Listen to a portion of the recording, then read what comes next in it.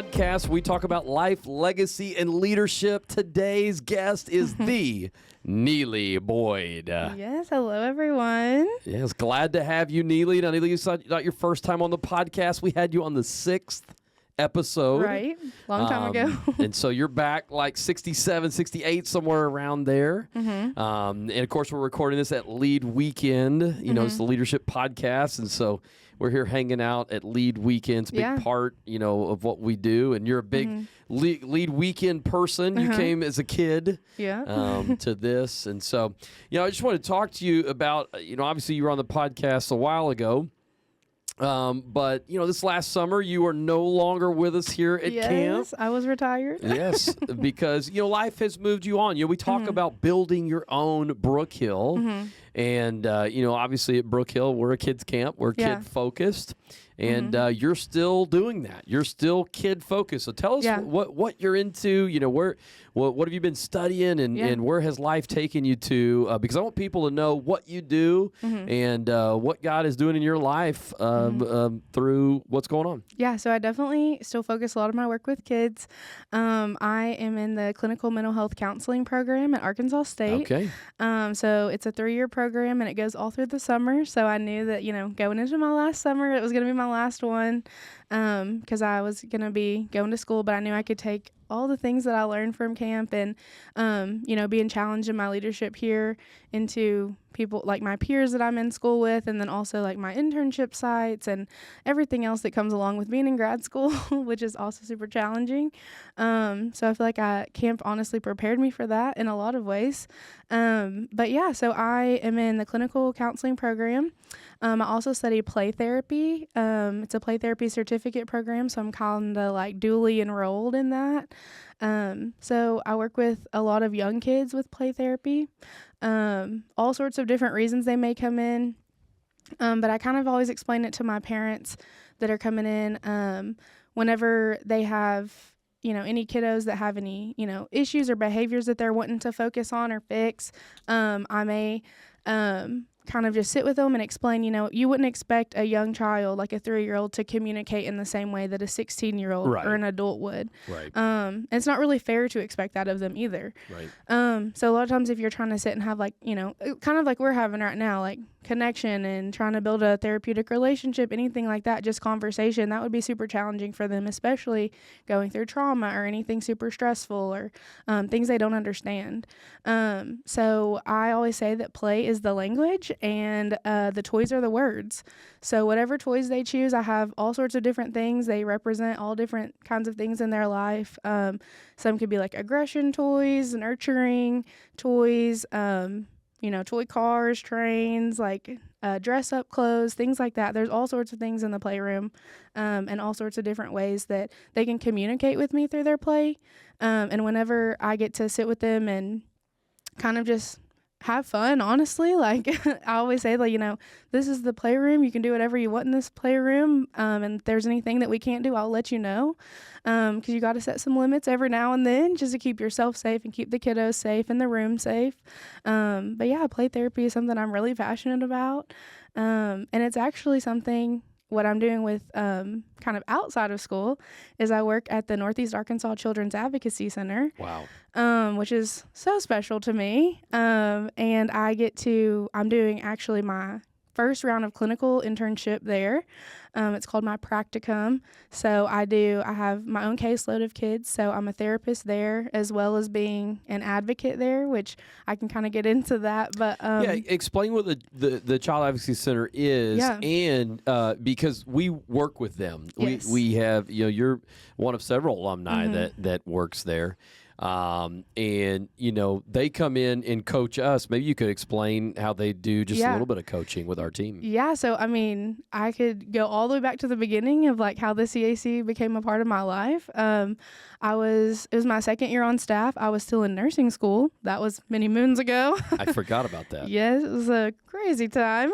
But at Arkansas State, when you're in nursing school, you have to choose a minor, and they gave us a list of recommended ones, and children's advocacy studies was on there. And I was like, I don't know what this is. I like kids.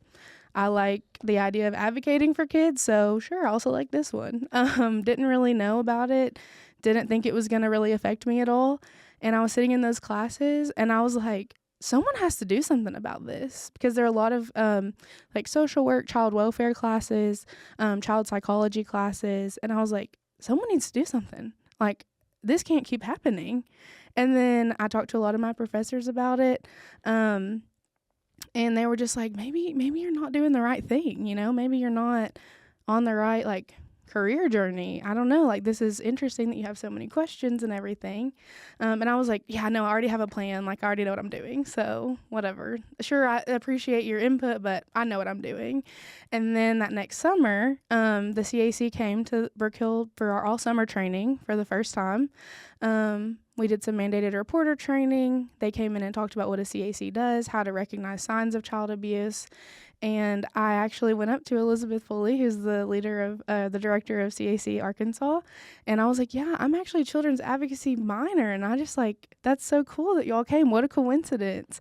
And then through that relationship and that one-off conversation, the CAC has become like one of the most major things in my life. And just getting to meet like really important and special alumni from Brook Hill has completely changed like the trajectory of what I thought I was going to do with my life. So that is so special. But at the NEA CAC, we serve 7 counties in Northeast Arkansas. So a huge corner of the state. We actually have like the biggest county load out of all the CACs in Arkansas. Wow. Yeah, so we see 7. Wow. Which Craighead County is our biggest one. That's where we're located, and that's who we see the most. However, we do see like kind of our surrounding other 6 counties as well. But we see any children who have an active child maltreatment investigation going on. So whether that's like physical abuse, sexual abuse, mental injury, or emotional abuse. Wow. Kind of like hotline reports come in, mandated reporters, or just anyone can call the child abuse hotline. It doesn't have to be a mandated reporter. They can call in a hotline report if they have any like suspicions of abuse, or a child has disclosed any sort of abuse to them, and their investigators like local law enforcement, the state police, or Division of Children and Family Services, they can come in and bring kiddos and their families to us. And instead of, what would used to happen before CACs is these reports would come up, and these investigators are like, well, obviously we want to, ensure that they're safe and make sure we do this investigation and follow through everything. But what would happen is they would go to their school and interview them and pull them out of class, or they would have to take them to a police office. And you don't know what their history has been with law enforcement, whether it's positive or it's negative, or they may have had a parent, be taken away by a law enforcement officer, and they can't understand the reason for that. So they go in and think, well, these are the people that hurt my family. Wow. And so they go in, and this scary, could be intimidating, just unknown, not child-friendly location. When you think of a police office with an interview room, you're thinking interrogation room, the bright light maybe in your face. So that just isn't a very supportive environment for a child to be in. So when child advocacy centers came to be on the scene, we have a child-friendly space. They come in immediately. They're greeted by one of our advocates, which is one of my roles at the CAC. So we get to talk with the family for a little bit, see if they need anything, kind of just assess where they're at in this process, because sometimes investigations are coming in where something just happened a few hours ago. Or sometimes they're coming in where this happened years ago, and this is the first time the child has felt comfortable enough or safe enough to disclose this information. So you're always kind of gauging, like, where is this child at? Where is this family at? And you're always having to be flexible to meet them where that is. So you really can see a whole plethora of different things. But you have to be willing to, be what that family needs, what that child needs. They normally walk into a playroom. They get to see toys, maybe toys they don't even get to have at home. Or maybe they just need to take a nap and they need to lay on the couch for a little bit. We really are there to be what the family needs. They go into a neutral room with a forensic interviewer, which is Child First trained. So they do Child First interview protocol, which is all across the state. All CACs use that. And they're not police officers, they're not doctors, they're not investigators. It's just like an everyday friendly person that they go and get to talk to. And these types of interviews are more like a therapy session. They're child-led. They don't introduce any language or words that the child hasn't already used. And that helps with the investigation and like the prosecution process as well. So it just provides a really like even playing field for the interview to be conducted with. We also do medical exams, whether they're acute and we need to collect forensic evidence, or they could just be to ensure that a child is safe and that they're healthy, and really just to, help reiterate to them that they're normal and whatever experience they've been through doesn't define them. So we provide that service as well, and we also provide mental health therapy, which is what I get to do also, which is super fun. It's a new for me. Just started in January doing that. So okay, wow. Yeah. So I know that was like a whole lot about the CAC, but no, it's just it's overwhelming. I think to hear about. You and I think visited a center for the first time together. We did. I think you called me and said, "Hey, I think because of your minor, you were like, I really want to see what this is." And I said, I've always wanted to see, exactly what they do too. And I remember walking in and I know your response was kind of the same way. I just remember you crying because it was overwhelming. Yeah, to be in there. These are not things that we want to talk about. Yeah, it's very hard. Right. And obviously here we are at a summer camp. We love riding go-karts, right? Yeah. We want to be the lightest moment of a kid's experience, For sure. But for you guys, you're the heaviest moment of a kid experience. Yeah. And I could not imagine the kind of strength that it takes to do what you do, but somebody's got to do it. Yeah. And I think what's so special about that is there's people, that I'm telling about my job and some of the experiences with families and children that I've had. And it's like, I don't know. I couldn't do that. I don't understand how you do that. And it's like, I would love more than anything for no one to ever have to do that. That's the dream. To need to do that. That's right. That's the goal. And that like passion for that is what pushes me forward. And that's what propels me forward, to be able to walk into that room and say, let me carry this for you and let me carry this with you. And I'm going to walk out this process alongside you. I'm going to be here if you need to just talk. I can just listen. I'm going to be here if you need a referral for therapy. I'm going to be here if you need a referral to pay your rent this month. Like, whatever you need, like, we're going to figure out something together, because we're not just like a one-time interaction. We follow up with our families for months, and making sure that, those kids have everything they need to be successful, and, not just like have this experience and move forward, but to actually experience healing. And that alone is, more than what you could just provide from one interaction with the family. That takes time, and that takes building a relationship with them, and also building trust, because you don't know, like I said, you don't know what their past experiences have been. So it really takes time. But like I said, that passion is what makes me want to be able to walk in that room. So, I mean, it's so powerful because, these kids, they didn't ask for this. Yeah.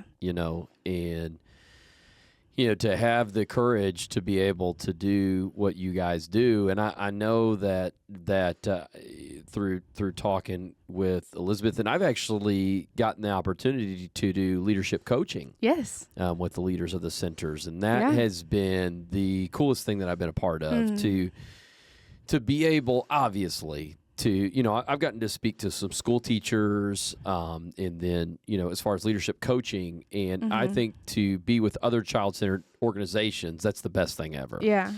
Because to help kids, I mean, as Brook Hill, we think that's where it's at, right? Yeah. I mean, that is everything. And but just to see the leaders of those centers, it's just a heavy burden. I'm just so grateful. I'm so grateful for your call and what you're doing. I know at one of the centers we went to, there was a dog there. Yes. I've heard Neely talk about that. Is that something that you guys try and I guess if a center has a dog, I think they talk about that's a goal in place because of familiarity. Talk about that a little bit. Yeah, so our center does not have a facility dog. Unfortunately, Okay. I'm dreaming for the day. Yes. But there's a lot of training that's involved in that, Sure. and you have to have multiple handlers. So we're just kind of facilitating that. We are a smaller staff, even though we do serve a lot of counties. We are a smaller staff, just funding, we're a nonprofit organization, so funding is always a huge obstacle. So having the staff to facilitate having a facility dog can be difficult. But yeah, a lot of times those facility dogs in the centers that do have them, there's a lot in the state that do have them. They can go in, they can sit with the child during the interview, they can sit with the child during the medical exam. And like the emotional support and connection from an animal is really powerful, and it can really be overlooked sometimes. But it's like you're sitting there with a creature that, you know, they don't have any bias against you. They don't have any, they're not going to take what you say and be like, oh, well, that was weird or that was strange. And I think kids can feel that when a lot of times maybe that has been their experience of people saying, well, I don't believe you, or I don't trust that you're telling me the truth, that something did happen, or I don't think, you know, I don't think that you're smart enough to understand this. This is something you don't understand. But then they have this animal that can go and sit with them and, you know, lay their head on their lap when the animal can sense that they're getting overwhelmed or flustered. And that just, you know, unconditional support is so big for these kids. And that's something that I want to incorporate into being a therapist, is using animals and canines and equine, so horses.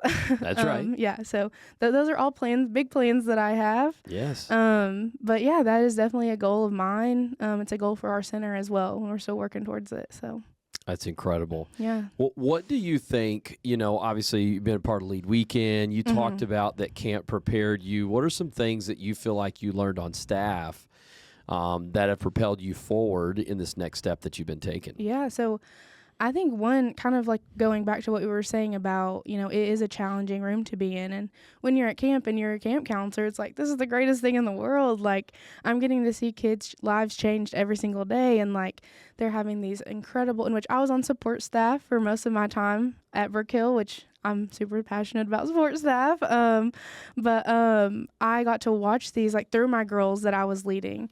And I got to watch them have these interactions with kids or set up these moments for kids to have. And that's just so special to get to see and like take almost like a backseat to that as a leader of those staff members, and getting to watch that. But I think like what we're saying is, you know, we want kids to have the best time of their life and the best experience.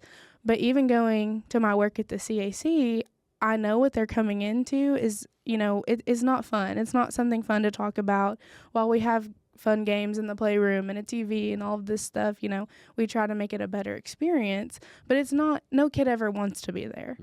And so I try to take the lessons that I've learned at camp and like providing special moments and taking time to actually connect with these kids, and getting on their level and saying like, I'm right here. Like, if you want to go paint a handprint, like, let's go paint a handprint. If you want to go get 5 snacks out of the closet, let's go do it. Like, let's create a moment and create a memory for us to connect over.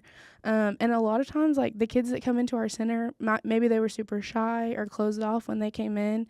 And I would say, like, at least 80% of the time, they're like, can we come back? Can we come back? Like, we don't want to leave. And, like, knowing that even being a small part, it takes our whole staff to make that a safe experience and like a nurturing experience for them. But knowing that I got to play a small part in that is so special. And I think that helps you want to come back every single day and make those moments again. I love that. You know, you said the handprint. I think that was one of the coolest things when I was at the center that really stood out to me. Yeah. Share what that means. Yeah, so the handprint is kind of the token symbol of a CAC that's nationwide. We all use handprints. What we'll do is every child who comes into our center, they get to paint their hand. They get to choose what colors they want to use. I've done some really fun designs. I have one. I did a camo one. I was very proud. Put my art skills to the test, but I made it work. But we just get to pick out a design with them, and then also like having a great conversation while they're doing it. That builds a connection with them. But what that does is we place their handprint on a canvas, or, you know, some centers actually put them directly on the wall. We rent our center, so we do not do that. Okay. So we put them on canvases, but that's great because they get to come with us whenever we move. But we write their age on there. There's no like names or anything like that, but just how old they are. So like 8 years old or 14 years old. And we hang them all over our center. So every room that a child enters in, they see other handprints of all these different age kids.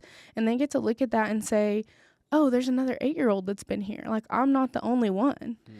Because that's powerful. Yeah, this experience is so isolating. The experience of living through abuse, no matter what type of abuse or maltreatment that it is, I mean, and I think it's so like the enemy, no matter if, this child is, saved or has any connection to Christ or understands, has been in a faith-based setting at all, it's so like the enemy to try to say, like, you're the only one going through this. You're the only one who's ever had someone break your trust, someone that you cared about and you love do something to you that's not okay. And I think that is so like, like I said, the enemy to try to steal, security and steal joy and steal just like faith in the future and what their life can look like after something or an event like this. And whenever they get to see all of those handprints, they get to say, you know what, I'm not the only one that's been through this. Look at these hundreds of handprints around me. Like, these people are all strong people and they've been through this too. And I get to look at this and I get to be like them. And I get to say, you know what, I can tell my story because all these people went before me and they did it too. And so that's one of the first things they see. We have a huge wall in the advocacy room when they first walk in is all these handprints. And they're always like, what is that? Do I get to do it? And I'm like, yeah, after everything's over, let's totally paint your handprint. And so I get to say, look, there's another 7-year-old. Like, a 7-year-old came just the other day and went through this too, but they did it and they told their story and they're getting to continue on and heal and grow. And so just setting off like from the very first moment they get there that this isn't something they have to walk through by themselves. And the handprint is just a symbol of that. Obviously it seems like such a simple thing. And I think even it's really powerful to see all of them. And when we toured the center, that was something that kind of choked both of us up, like, wow, there's so many. And it's really powerful to see that. But even as you think, is a kid really going to understand that? Are they going to grasp what that means? But the amount of kids that come in and they say it on their own without me being like, look at all these handprints, they say it too.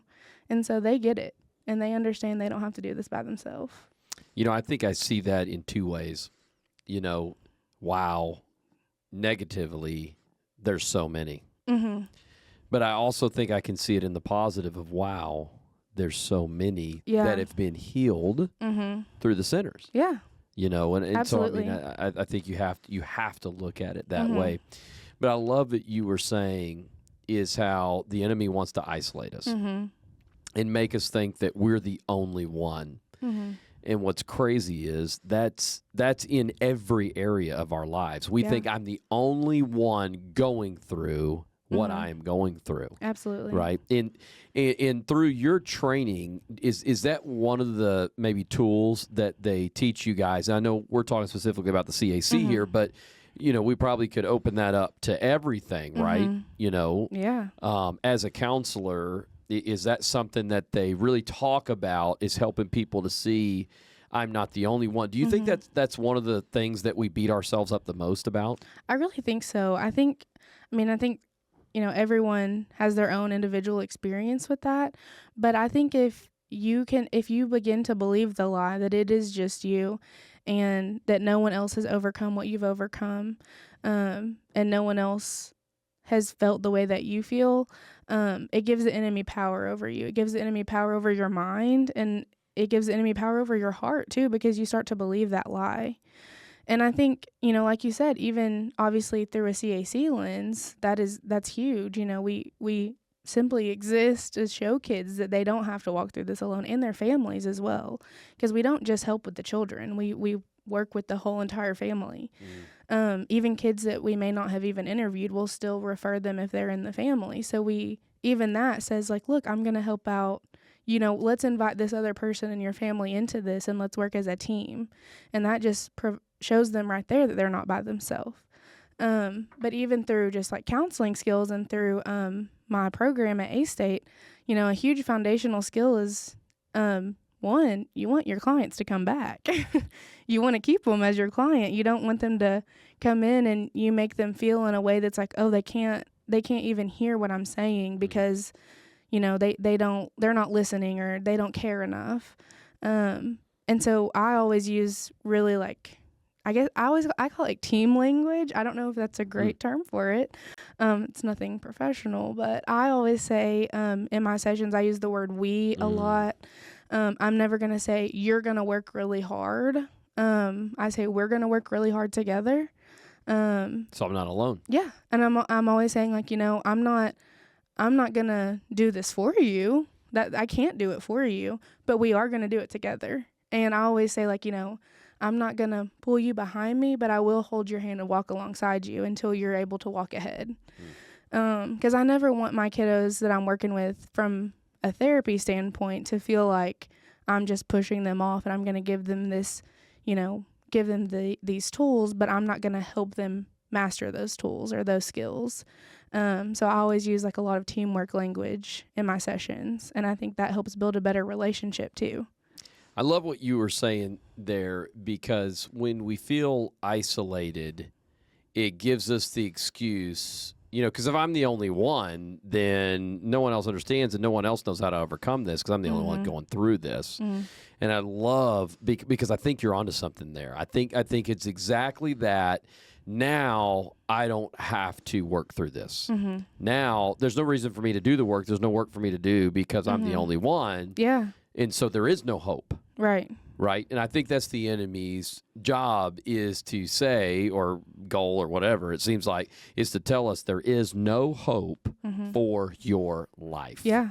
You know, one of the things that we, you know, like to talk about with young people, because we're seeing it as an epidemic, is suicide. And I'd love for us to just address that a little bit. Yeah. Because we got to bring awareness to suicide, because I believe the lie that young people, and correct me if I'm wrong, that I don't know, it just seems like there is no hope. There's no reason to keep going.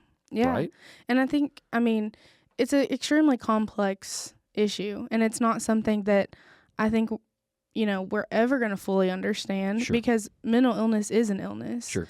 It's just a sickness, just like you would have the flu. It affects people. Everyone that has the flu may have different symptoms. They may have different medicines that they take to try to feel better. And mental illness and mental health is the same way. People experience the same illness differently, and they experience different symptoms, and they take different medicines. They try different therapies. So I think it really can be equated to physical health as well. And when you're not mentally healthy, you're also typically not physically healthy. And when you're not physically healthy, your mental health also suffers. And I think, you know, bringing awareness to suicide is super important.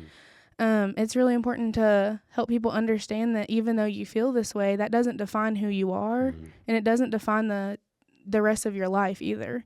It doesn't mean you're going to feel this way forever. It doesn't mean that, you know, you're going to wake up tomorrow and feel completely normal or okay or what you're used to feeling again either. You know, a lot of times it's things that people struggle with over long periods of time, and, you know, you may go a long time feeling, you know, great, and then you may go back to that season of, you know, I don't have any hope and I don't have a future for myself, but it is a season, and it's not forever. And I think, you know, you referenced this in one of your sessions here at Lead Weekend is, you know, this is just a moment. This isn't something that has to define who you are. And we can like look back and think from that as a mental health principle as well. It's like we don't have to say this version of who I am right now, that doesn't have to be me forever, because I'm always growing. I'm always changing and evolving and learning. And in order to do that, you have to be open to that as well. So you can't just, you know, shut down and let those lies from the enemy take over. It's interesting. I like what you were saying there, because I've heard people talk about how, you know, it was a season in my life that was dark, and it really felt, you know, whatever. There was a football player for the Ohio State Buckeyes. He was the center. He was like this all-American center. And he ended up quitting the team because he struggled so bad with suicidal thoughts. It's well documented. It's something that I think people ought to look up. But he just talked about, you know, how the tools and some of the things he said, I had to fake it till I make it. He said there is another side to what you're going through. He said, I'm saying that because he said, I'm not perfect. He said, but I am now on the other side of what it is that I was going through. And here was this person. And what's interesting was I've seen it more from people who seem like they've got it so going on the outside. And I don't know if that's a coping mechanism that I have to show that I've got going on the outside to try and make up for what's going on the inside. Yeah, I mean, it totally could be. It could just be one of those things that, I don't want to let other people in. I don't want people to see the way that I'm hurting or the thoughts that are going on in my head. It could be people who feel a lot of shame about that and think that it makes them, wrong or it makes them messed up or not normal. But a shocking number of people struggle with suicidal ideation, whether that's something that's active and it, needs immediate treatment and stabilization, or whether that's just, there's these little inklings of thoughts that come in your head and it's like, that's different. This is something I've never, heard my mind tell me before. But even like you said last night, you have to think about, I think it was in the first session that you did last night, you even said, you have to think about one of the hardest things that you've gone through, but like look at you now, like you went through it. None of these things have beat you yet. Yeah, you set a record. Yeah, today, you set a record you woke every day. Up, you set a record of the most consecutive days you've been on this earth. Yeah. You've survived everything you've been through so far. Yeah. Who's to say you can't survive this one? Yeah. You can. Yeah. And I don't want to, make it seem like a simple thing, because it isn't. No, it's survival. But yeah, but I mean, truly, like you have to push forward, and even if it's not even something that, someone who's listening to the podcast is feeling, but someone that they know, that may be having those thoughts and they've, confided about that, it's something that you have to encourage those people in, that you can't fight it alone. It comes back to isolation. You can't fight that on your own. You have to seek help. You have to seek treatment. And you have to, like I said, and with my own clients, you have to work hard. No one can do the work for you. So like I said, it's a really complex thing. But it is. Understanding and educating yourself is a huge step in, helping people heal. And I think communication is the first step. I think this isolation thing, I think we're onto something here. We're not onto something. I mean, people are talking about this, but but communication is it. Whether it's someone, your parent, a counselor, a teacher, a coach, a pastor, something. You got a friend. Yeah. You got to share. Because I think the enemy wants to keep us isolated. 100%. You got to share. And if he can keep you isolated, he can beat you. That's right. So that's right.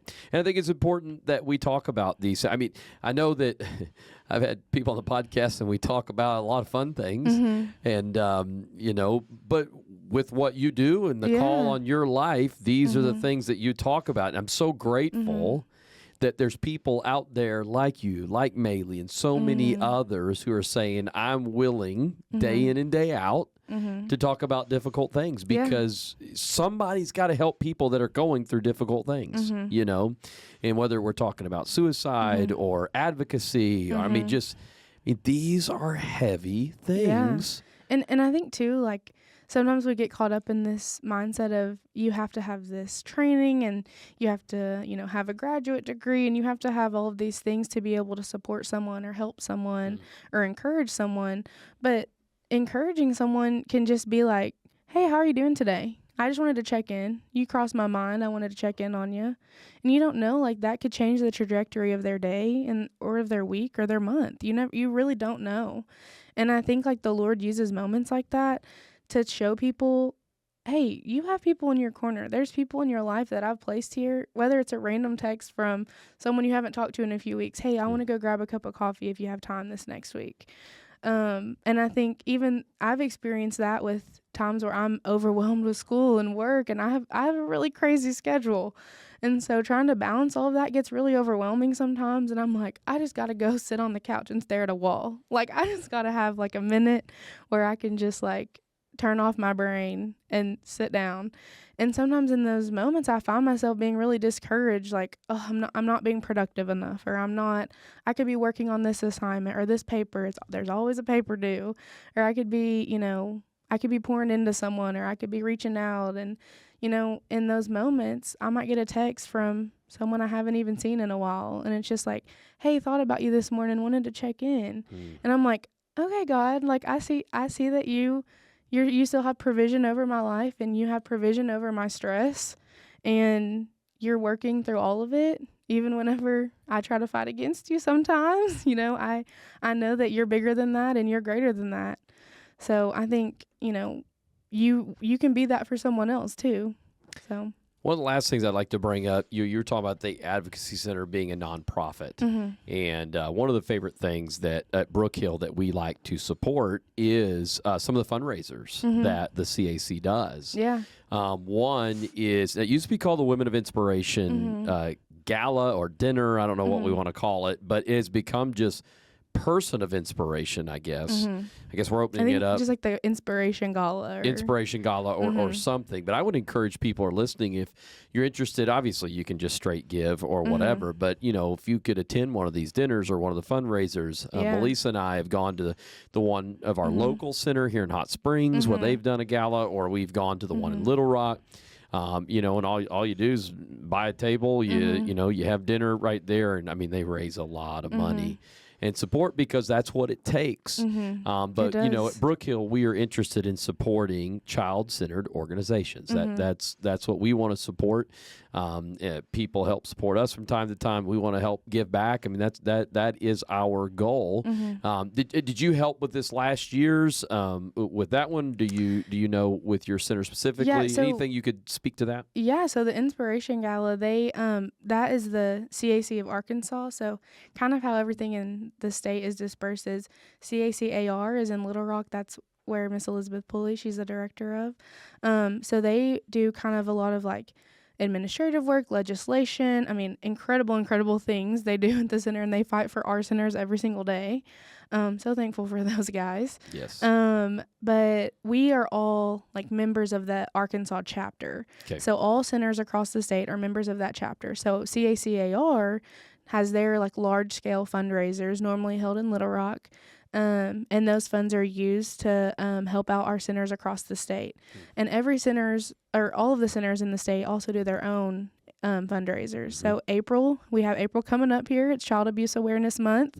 So I know for anyone listening, any center, if you have one in your state, or not your state, but your city or your county, you're going to have probably some big things coming up in April, and every center does different stuff. But for our center in Northeast Arkansas, so if you're in Craighead County or anywhere near there, what are you guys doing? Do you know? Yeah, so we're doing pinwheels for prevention. Okay. So pinwheels is one of the symbols for child abuse, child maltreatment across the nation. So we're selling pinwheels, and they go with a yard sign saying, I'm supporting child abuse awareness. We're targeting those towards like local businesses and things like that in Jonesboro and the other counties that we serve. We also are going to be doing a lot of different fundraiser nights. So we're still working out on a lot of the details, but with a lot of local businesses, we do some percentage nights and fundraiser nights, and things like that happen across the state all throughout the month of April. April's a big fundraising month for CACs. Okay. So definitely, if you want to get involved or you feel led to, support in any way, you can probably, if you want to reach out to me, I'll invite you, and reach out to me and I'll help connect you to the CAC that you need to be talking with. So I love that. I know if I could give a shout out to Hot Springs, they are doing a skeet shoot. That's so fun. I almost asked you if you wanted to put a team together for Brook Hill to do that here. But they're doing that, and that's going to be out like I'm trying to think, the Remington factory, I think, is where. Oh, yeah, that's awesome. Where that's at. So Ty may have to get a team together. You're going to want Neely on your team, I promise you. She was a trap. She was on the team. Yeah, I was competitive there for a little bit. She was. I might be a little rusty. Yeah, it's like riding a bike. And so anyway, I just want to make sure that we threw that out there. And I want to say, Neely, we're so proud of you. I mean, we're proud of all of our alumni, but we're specifically proud of people like you who are continuing in the work of kids. Yeah. You got some that go on to be pediatricians, or pediatric orthodontists, or counselors, or teachers, or coaches, or whatever. And it's just so cool to see that something you win as a kid. Mm-hmm. You got development and leadership training as a counselor, and then now to see you out, as a counselor, red T-shirt. Yeah. And then to see little you C, out. That's little right. C counselor. Little C. That's right. Yeah. And I'm working towards the big C. That's right. That's right. And so I just want you to know we're so proud of you. Yeah. Well, I appreciate that. And thank you for coming on and talking about tough things. But I know that as we address some of these things, there's going to be people listening. Yeah. And I love, and I'm so grateful if you're listening, I love getting the feedback. People will message me and say thank you for that. People that I didn't even know listen. I thought it was just 3 people, but there'll be a 5th person that says they listened. So anyway, I appreciate everybody. Yeah, for sure. Well, thanks for all your insight, life, legacy, and leadership. Yeah. The Brook Hill Podcast. Found it. The cheer. Okay, hey, real quick before you guys leave. Yes. You want to do that again? Can we start over?